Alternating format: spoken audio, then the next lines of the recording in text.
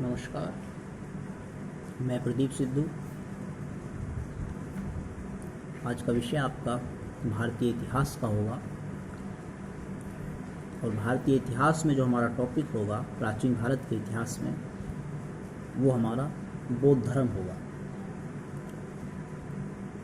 उससे पहले के जो मैंने वीडियो डाले हुए हैं वो हड़प्पा सभ्यता और ऋग्वैदिक काल और उत्तर वैदिक काल के वीडियो डाले हुए हैं। आज का जो हमारा टॉपिक है बौद्ध। 6ठी शताब्दी ईसा पूर्व में बौद्ध धर्म की स्थापना हुई।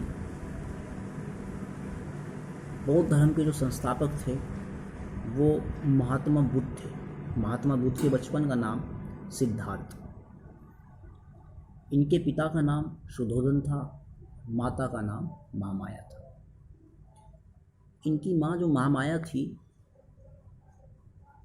गौतम बुद्ध के जन्म के तुरंत 7वें दिन जो है इनकी मृत्यु हो गई और इनका जो पालन पोषण किया वो इनकी मौसी प्रजापति गौतमी ने किया, जिससे बाद में शुद्धोधन ने शादी कर ली थी।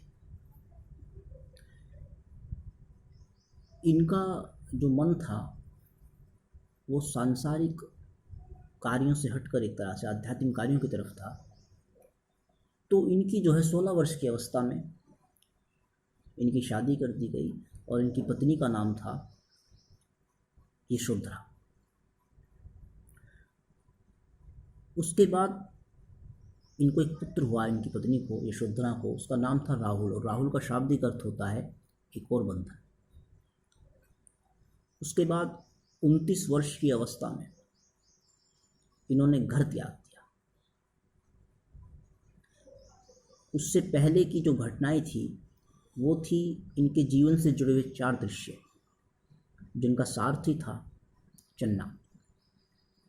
तो जब ये राजमहल से पहली बार निकले घूमने के लिए, राज्य में घूमने के लिए निकले, तो इन्हें जो पहला दृश्य दिखाई दिया वृद्ध व्यक्ति का।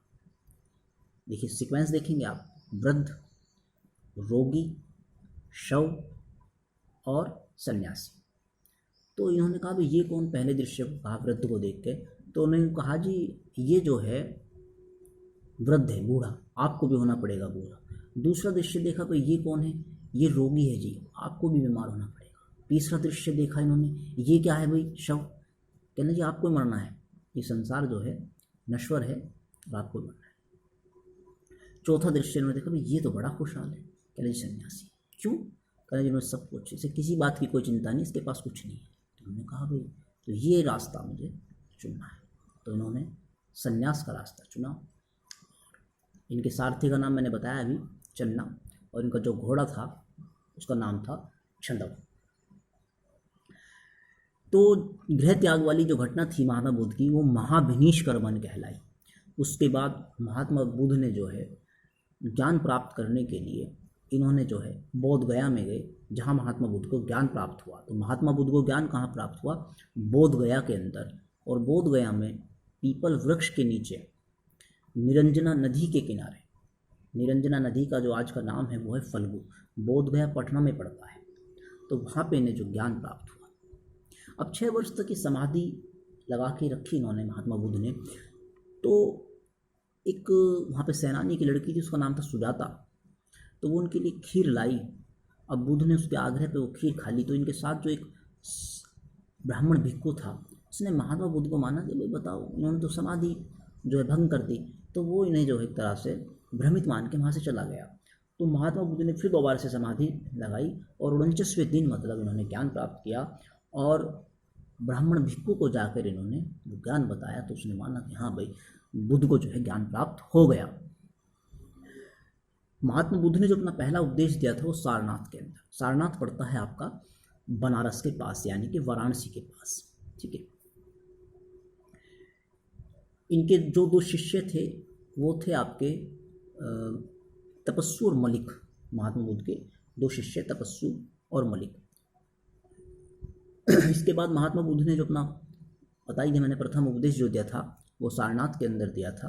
और सर्वाधिक उपदेश जो है इन्होंने श्रावस्ती के अंदर दिए थे। श्रावस्ती भी आपका उत्तर प्रदेश में पड़ता है, प्रयागराज से कुछ दूरी पर श्रावस्ती पड़ता है। इसके बाद महात्मा बुद्ध की जो मृत्यु हुई वो हुई आपकी कुशीनगर में। कुशीनगर भी आपका उत्तर प्रदेश में। तो प्रश्न याद रखने वाली बात है कि महात्मा बुद्ध का जन्म और महात्मा बुद्ध की मृत्यु कहाँ हुई? उत्तर प्रदेश में। जन्म लुम्बिनी वो भी उत्तर प्रदेश, और मृत्यु भी कुशीनगर वो भी उत्तर प्रदेश में। इनका जन्म, महात्मा बुद्ध का जन्म, इनको ज्ञान प्राप्ति और इनकी मृत्यु, ये तीन चीज़ें जो है बैसाख पूर्णिमा के दिन इनको हुई थी। तो ये चीज़ याद रखने लायक है, ये एग्ज़ाम में पूछ लेते हैं इस चीज़ को। एक है इनसे संबंधित इनकी बौद्ध संगतियाँ, जो ये महत्वपूर्ण हैं बौद्ध संगतियाँ। तो महात्मा बुद्ध की प्रथम, जो महात्मा बुद्ध ने की प्रथम बौद्ध संगति थी, मतलब इनकी मृत्यु के बाद 483 ईसा पूर्व में, ठीक है सर। स्थान था राजगृह, शासक जो हुआ अजातशत्रु, और अध्यक्षता जो की थी महाकश्यप ने। द्वितीय बौद्ध संघ थी 383 ईसा पूर्व, ठीक है। स्थान राजगृह, और जो अध्यक्ष था सरुकामी, शासक कालाशोक। तृतीय बौद्ध संघ थी 251 ईसा पूर्व, ठीक है जी। अध्यक्ष था मोगलीपुत्पिस, शासक था सम्राट अशोक, ठीक है। और स्थान पाटलिपुत्र था। फिर दोबारा सुनेंगे आप। तृतीय बौद्ध संघ थी 383 ईसा पूर्व, स्थान जो है पाटलिपुत्र, अध्यक्षता की मोगलीपुत्पिस ने, और शासक था सम्राट अशोक। चौथी बौद्ध संघ थी, ये हमारे लिए महत्वपूर्ण है, ये जो है प्रथम सदी या 72 ईस्वी, स्थान कुंडलवन कश्मीर, स्थान कुंडलवन कश्मीर। अध्यक्षता की थी वसुमित्र ने और अश्वघोष ने।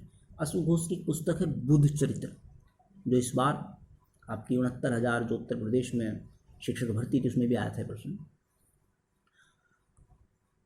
और शासक था कनिष्क। यहाँ पे एक महत्वपूर्ण कार्य है, जो कार्य था चौथी बौद्ध संगति में, ये जो है बौद्ध धर्म दो शाखाओं में बढ़ गया, हीनयान में और महायान में, ठीक है जी। हीनयान वाले देश आपके ये हैं, जैसे श्रीलंका है, आपका म्यांमार है, ये हीनयान में है। और महायान में जो है चीन है, जापान है, ये महायान। या कह सकते हैं आप हीनयान वो हैं जिन्होंने मूर्ति पूजा का विरोध किया, और महायान वो हैं जिन्होंने मूर्ति पूजा को स्वीकार किया, ठीक है। बौद्ध धर्म को संरक्षण देने वाला जो अंतिम वंश था वो पाल वंश था, ये आपकी, ठीक है। और महात्मा बुद्ध ने अपने जितने भी उपदेश दिए, याद रखेंगे, वो पाली भाषा के अंदर दिए, एक स्थानीय भाषा। बुद्ध ने अपने जितने भी उपदेश दिए वो पाली भाषा में दिए, और बुद्ध का सर्वाधिक प्रिय शिष्य जो था वो आनंद था, ठीक है जी। एक बौद्ध धर्म का ग्रंथ है अंगुत्तर निकाय, उसी के अंदर 16 महाजनपदों का उल्लेख भी है, ठीक है। तो ये आज का आपका बौद्ध धर्म से संबंधित टॉपिक था, ठीक है। जय हिंद, जय भारत।